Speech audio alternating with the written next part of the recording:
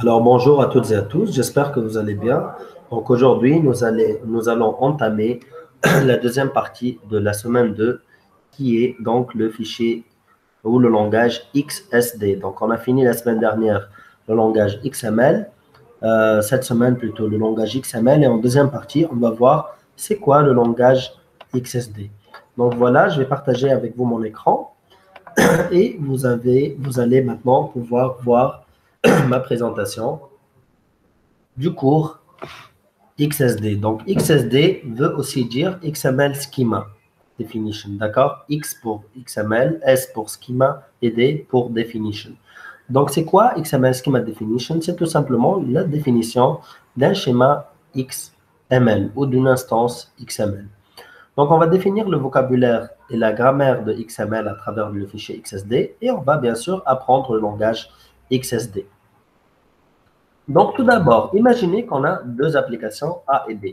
La première application, elle représente l'ID en minuscule, comme on peut le voir ici. Donc, l'ID est représenté en minuscule, d'accord?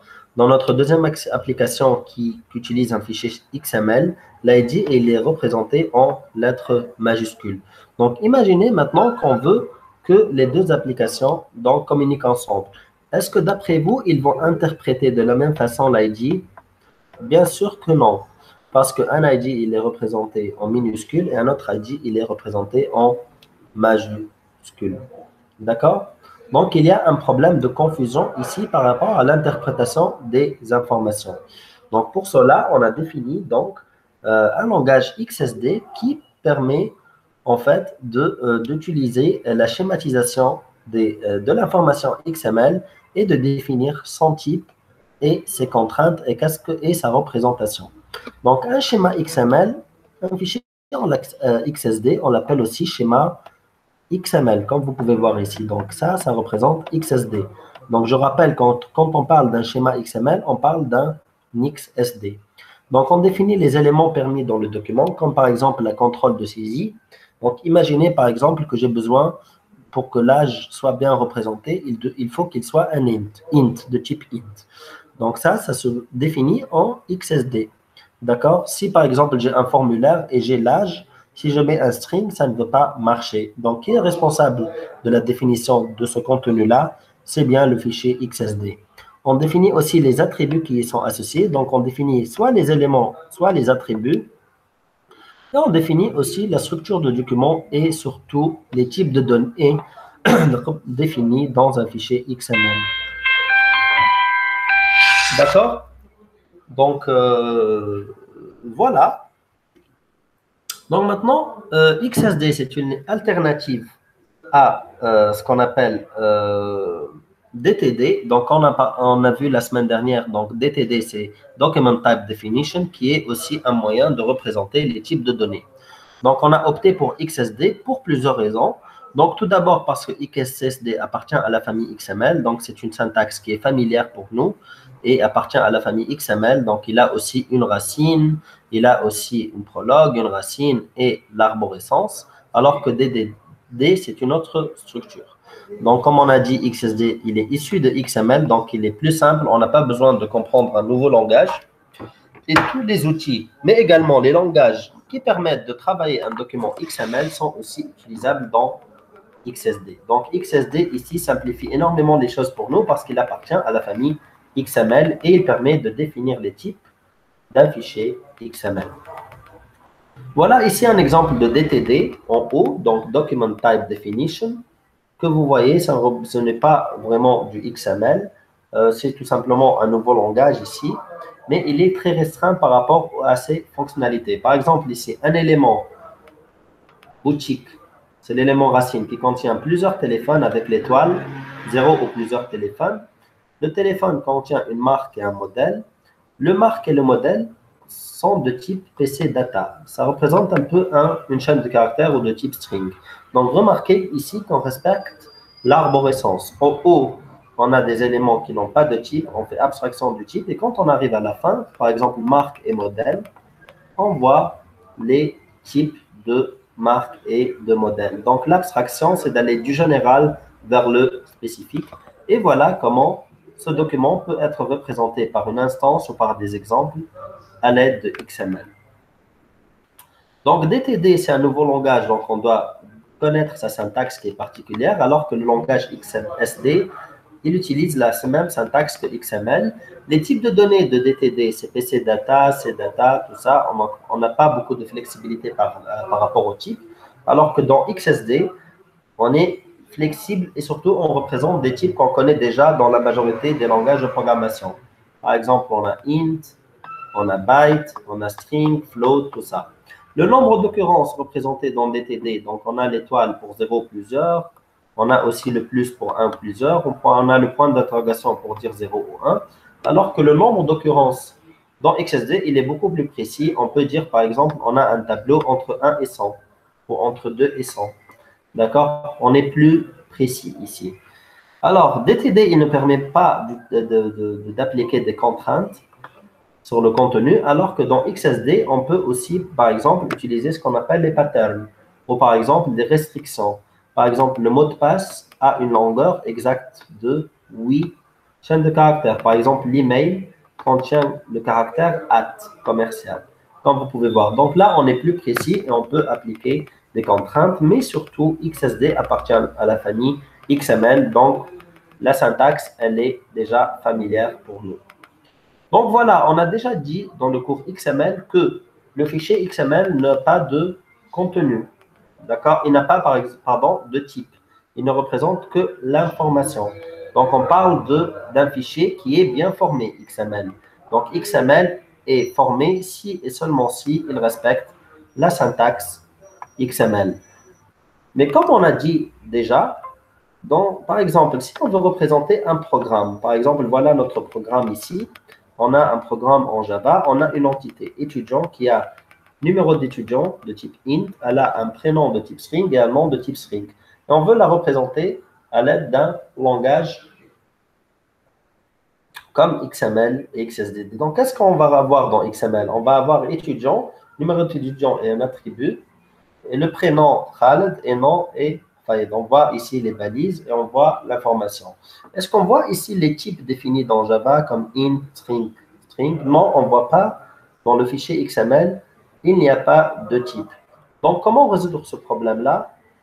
En ajoutant un autre fichier XSD qui fait le mapping uniquement entre la balise, chaque balise ou chaque attribut, c'est-à-dire chaque élément ou chaque attribut qui se retrouve dans XML. Combien on a d'éléments ici? On a étudiant, prénom et nom. Donc, on va les définir et définir leur type. Et on va aussi définir le type de l'attribut num étudiant. Donc, je rappelle que XML fait le mapping entre la balise et son contenu. Par exemple, ici, le contenu, c'est 1, 2, 3, 4, 5, 6. Le prénom, son contenu, c'est Khaled. Le nom, son contenu, Erfaïd. Mais on ne voit pas les types de ce contenu-là. Le fichier XSD définit les types de ces éléments et des attributs. Par exemple, num étudiant est de type int. On va le définir dans XSD. Prénom est de type string et nom est de type string qu'on va définir dans le fichier XSD. Maintenant, on a XML qui définit la balise et son contenu, son information. XSD qui définit la balise et son type. Et si maintenant on les correspond ensemble, qu'est-ce qu'on va obtenir? On va obtenir le programme Java. Donc, dans ce cas, on a besoin d'à la fois XML, le fichier XML et du fichier XSD pour pouvoir valider un programme ou valider une instance XML par rapport à son type. Donc, on dit qu'un document XML, il est bien formé si seulement il respecte la syntaxe, il contient l'information qui est bien structurée à l'aide de balises ouvrantes, balises fermantes, à l'aide des entités et des attributs et des éléments. Mais cela n'est pas suffisant pour dire qu'il est valide. Pour qu'il soit valide, non seulement il doit être bien formé, mais aussi il doit être valide par rapport à un fichier XSD. Ça veut dire qu'il respecte la syntaxe, plutôt il respecte les contraintes et les types de données définis dans un fichier XSD. Donc, je rappelle que XML, il est bien formé si seulement il respecte la syntaxe XML, mais pour le valider par un programme, il faut leur ajouter le type. On ajoute les types avec XSD et ensuite, on valide le contenu XML par rapport à son type défini dans XSD. Donc, voilà Donc, un document, comme dans XML, donc l'extension, c'est .xml. Dans un document XSD ou schéma XML, ce qu'on appelle aussi XSD ou un schéma XML, l'extension est XSD. Comme on a déjà dit, donc XSD appartient à la famille XML. Donc, on a aussi une prologue dans XSD. On a aussi un élément racine et on a, bien sûr, l'arborescence. Donc, c'est quoi, d'après vous, la racine d'un fichier XSD?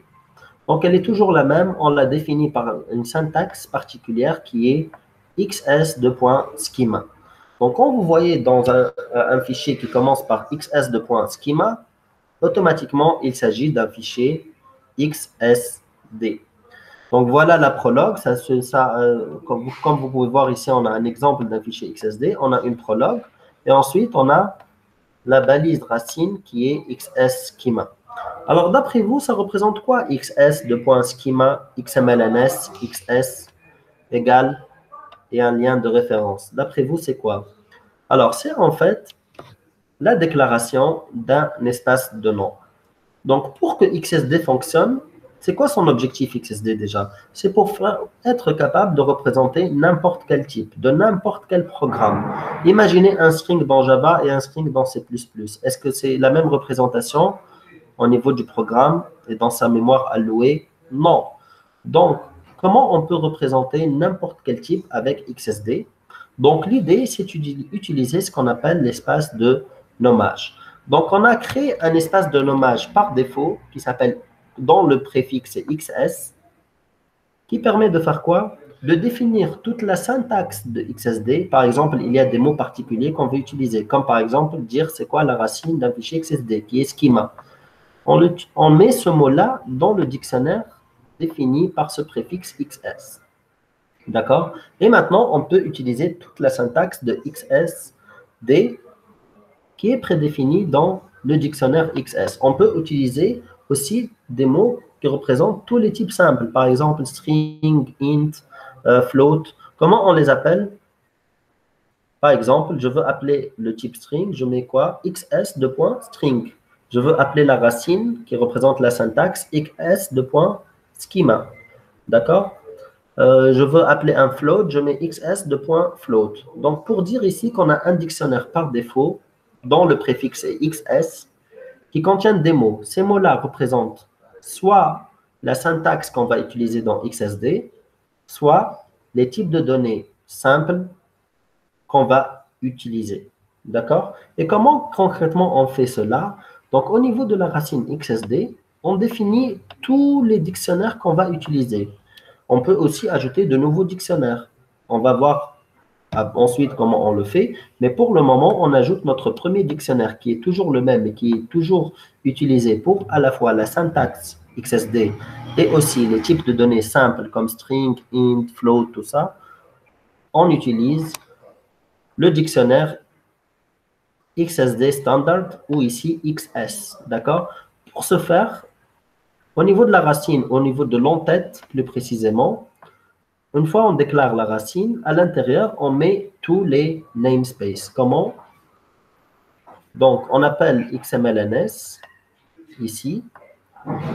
Donc, on va voir pour dire XML namespace. Deux points XS pour appeler le préfixe. D'accord? Et ensuite, on met l'URL de référence.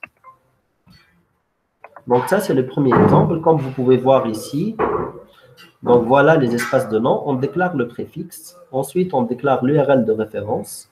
On met des mots.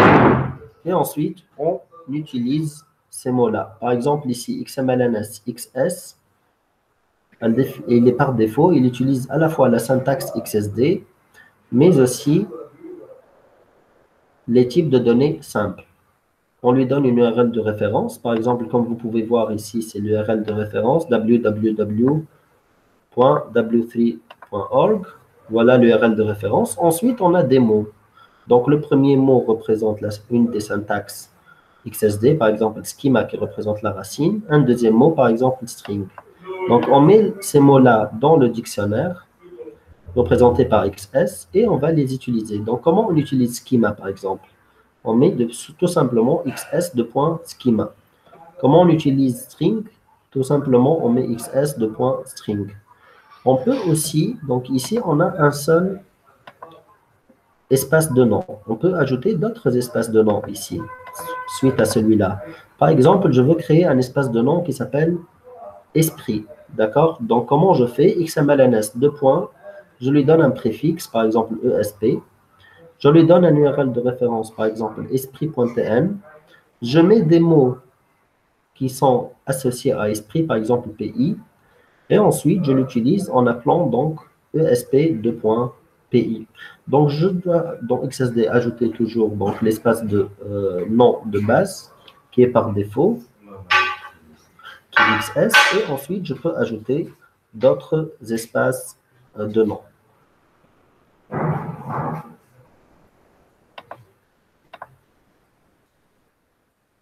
Donc, voilà. Donc, maintenant, comment on fait les déclarations des éléments ou des attributs?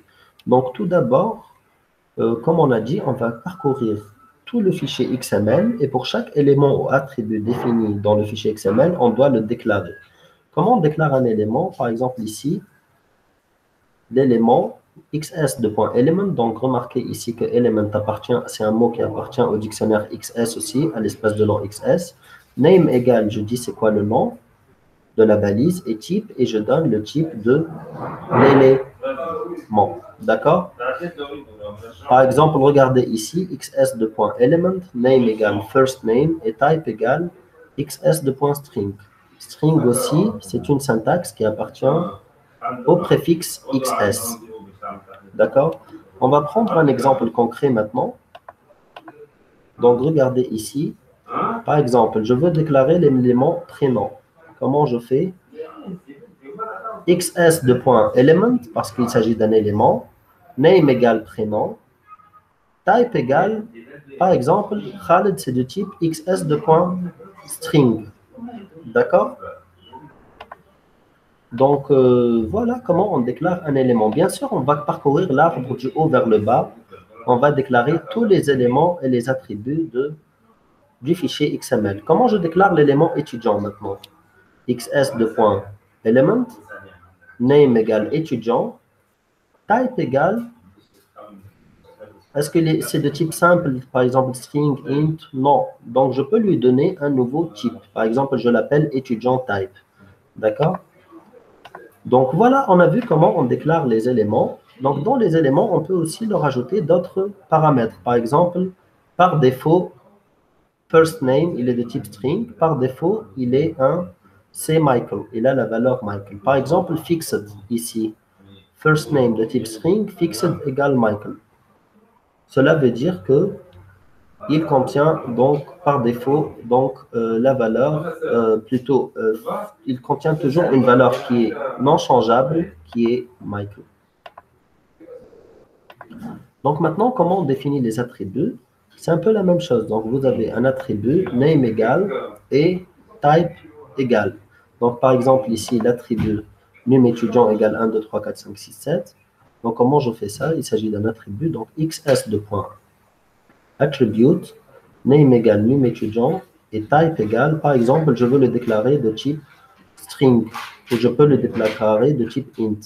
J'écris quoi? xs de point string. Use égale required, ça veut dire qu'il est requis, ça veut dire qu'il est obligatoire. Donc maintenant, on a deux types de données.